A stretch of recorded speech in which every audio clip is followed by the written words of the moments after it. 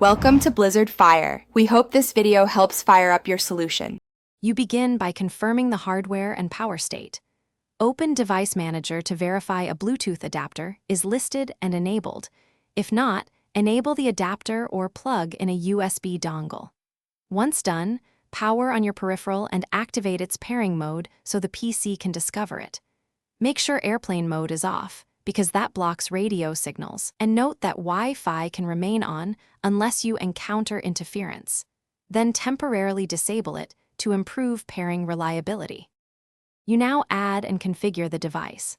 Go to Settings, choose Devices, then Bluetooth and Other Devices, and click Add Bluetooth or Other Device.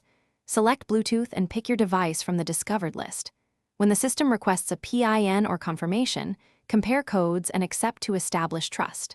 After pairing, open the device properties to choose the correct profile, audio, HID for keyboards or mice, or file transfer, so the device behaves as expected. Configuring profiles prevents incorrect audio routing or You finish by verifying the connection and resolving common issues.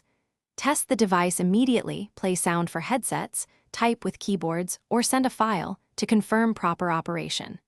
If performance is unstable, update the Bluetooth driver via the manufacturer or Windows Update because outdated drivers cause dropped links.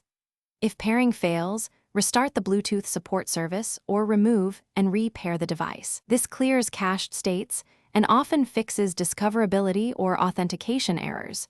Try these steps before deeper troubleshooting. Thanks for watching. If you found this helpful, don't forget to like and subscribe.